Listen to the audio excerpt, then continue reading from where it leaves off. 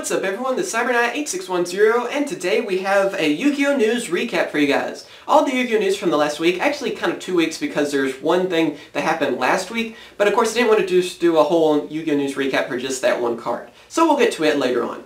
But anyway, all the stuff we'll be talking about, all the links will be in the description, and let's get started. First off, I want to tell you guys about, I'm having a giveaway on my Cardfight Vanguard channel, so be sure to check that out. There'll be a link in the description. All you gotta do is leave a comment on that video, and then subscribe to that channel, and you're entered for a giveaway on the Cardfight Vanguard box that we're giving away on that channel, which is, of course, CyberKnight CCG. So be sure to check that out.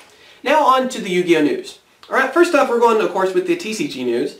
And the Eye of Timaeus and Dark Magician Girl, the Dragon Knight effects were finally revealed. Yes, it seemed like it took forever. I don't know, or maybe I'm just that excited about them. I don't know. I'm still hoping we'll hear about Kratos and Hermos soon. I mean, we don't even have pictures of them yet. And I'm hoping that somehow, you know, they're not going to fall through the cracks and not be in the pack or something. But these cards are freaking awesome. The Eye of Timaeus, I think, is going to actually help out any kind of Dark Magician build and maybe bring back Dark Paladin and make it usable again. Like, actually competitive. I'm really hoping to see that, and I can't wait to try it out, especially when it's on, you know, Yu-Gi-Oh! Pro, Dev Pro, and all those other things. I mainly use Yu-Gi-Oh! Pro, and I haven't seen it on that just yet, so I'm hoping that won't be too much longer until we'll see that. And Dark Magician Girl Dragon Knight's freaking awesome, too. I, of course, want the card for my collection, but it actually has a pretty good effect, so I can't wait to see on that, and I'm hoping that we'll still see Amulet Dragon, which is Dark Magician and Timaeus fused together.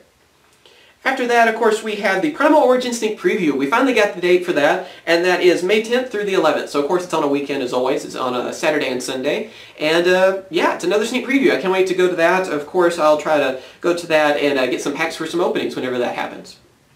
After that, we have 2 manga promos. So we finally have, we knew they were coming out, of course, but we finally actually have the release dates and everything. And then, of course, we have the English names for them.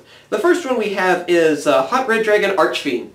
Yeah, I don't know why they changed his name to that. It's a very attractive dragon, evidently. It's, of course, Red Dragon Archfiend, the manga counterpart to him, the dual dragon. So yeah, they're kind of similar, just like how we had the new Stardust and all that. And then, of course, the other one we have is number 72, Shogi Rook, which is actually a pretty cool name. I like how they did with that one. But yeah, they're going to be in the newest Yu-Gi-Oh! 5Ds manga, which will be out later this year, as well as the Yu-Gi-Oh! Zell manga, which will have, of course, the new number card. So I can't wait for those, and I can't wait to add that card to my collection. I have a Japanese version of that number card, but I want to add, of course, the English one to my collection. I'm still hoping that we'll have the rest of the numbers pretty soon, because, yeah, with Arc 5 starting up, I want to get the rest of my number cards. After that, we finally have the Dark Strike Fighter text confirmed for the TCG. It's been updated in the card database on the English website, and yeah, Dark Strike Fighter has once per turn on it now. So that's kind of weird. I'm not saying to go out, though, and go get this card, because if it's going to be the same as Japan, more likely this card will also get a reprint sometime soon. So if you already have one, good, hold on to it just in case it does come back, which, I mean, if this is, you know, if it is getting this effect change, of course, it might come back next ban list. And the last bit of TCG news we have is Ra's Disciple.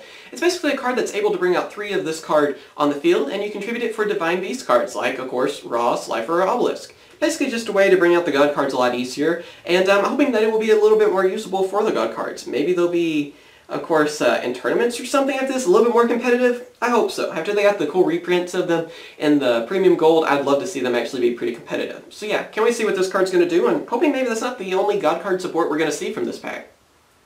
After that, we have the OCG news. This is a card, of course, from last week that I didn't talk about because, like I said, I hated to do just a recap for one bit of news. And that is, of course, the Agent of Death Uranus. Not one joke at all for this card. It's going to be in the Duelist Advent, and of course agents can prepare for this new tuner monster. And yeah, I'm glad to see more support for agents. I always thought they were, you know, another cool archetype out there, and I'm hoping that this means that the Duelist Advent will be kind of similar to Primal Origins and bring back some older archetypes and bring some support for them. So yeah, it's pretty cool to see that. And not only that, we have Djinn, Demolisher of Rituals. This, of course, is another card for the Duelist Advent, and it's another card for the Djinn monsters. If you don't remember them, I believe they came out in Absolute Power Force, if I'm not mistaken, and they're basically cards that help bring out ritual monsters easier. So since we're seeing, I know we've seen one ritual card, I believe, so far in Duelist Advent. Maybe there's more, hopefully there's more. So yeah, it's kind of cool to see ritual monsters kind of coming back onto the scene. I'd love to see more ritual monsters in the future. And, of course, support for them. And then another card that we've heard about is Entermate Silver Claw. It's kind of a weird name, I know. But anyway, it is a promo for Japan. It's going to be in their Shonen Jump magazine. Of course, we'll probably get it some other way. I guess we could get it through our Shonen Jump magazine. Don't know. But more than likely, I think they'll probably just throw this into like the Duelist Advent or something for us. I would assume so. Of course, it is a pendulum monster. I believe it has the scale, a 5 scale for it, and seems pretty cool. I mean, I don't know. It's good to see more pendulum monsters, and I'm still wondering what they're going to do to the Yu-Gi-Oh game. You know, if it's... I know a lot of people aren't too happy with pendulum monsters, but I'm still kind of, before I get too judgmental about them, I want to see what they do. We all, you know, it seems like everyone was talking about this same way on Xyz and Synchros, and they didn't ruin the game. So let's give them a fair chance and see what this is going to do. Alright, after that we have some more different wordings on some cards, and for this one we have cards that have, if this card destroys an opponent's monster by battle effects, that they need to stay on the field for their effects to activate. So this changes the game a little bit for cards like Amaturo Nova Master, Falcon B, and Drak Gibeah. So yeah, they actually have to stay on the field to activate their effect. That changes things a little bit for them. It's like another one of those things like Dark Strike Fighter where they're getting a little bit of effect changes. And we heard about this info from the Perfect Rulebook that came out recently over in Japan as well. So yeah, I guess it hasn't been confirmed over here yet for the TCGs. I guess it's not official ruling yet. But more likely, if we got the Dark Strike Fighter one, this will hit over here as well. Maybe this means some of these cards will also get some reprints, too, if you don't have any of these, you know. I don't think any of these are too hard to get, though, that I named over, but yeah, I guess maybe they'll get reprints as well and some wording changes. And then the last bit of news we have is the Dragon Star archetype from the Duelist Advent.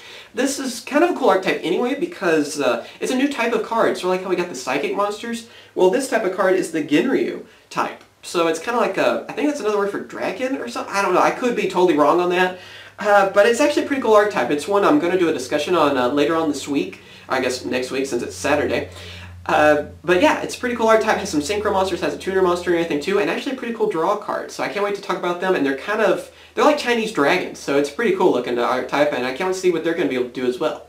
But yeah, what do you guys like on this Yu-Gi-Oh news? What are you most excited about? For me, of course, it's Timaeus and Darkness Girl the Dragon Knight. I'm still hoping for Hermos and Critias though. I'm really hoping we'll hear about those effects really soon, because I'm still wondering how they're going to change their effects, because Timaeus was pretty straightforward in its effect. Critias and Hermos were a little different. I mean, Hermos would be able to combine with equipped cards, and then Critias being able to combine with, I believe, traps was the thing. So yeah, I can see how I made Timaeus because, of course, you know, fusing, I mean, that's not too different from the game. But the other two, I'm still wondering how they're going to change them, so can't wait to hear on that. But yeah, I want Timaeus. It looks so awesome, and of course, we all want the Legendary Dragon cards. Anyone that's seen that season really wants all those cards. But yeah, hope you guys enjoyed. Of course, thank you for watching. Remember to comment, rate, and subscribe. Like I said, of course, all the info will be in the description, and be sure to check out the giveaway I have on the Cardfight Vanguard channel. As always, thank you for watching, and I'll catch you guys later. See ya.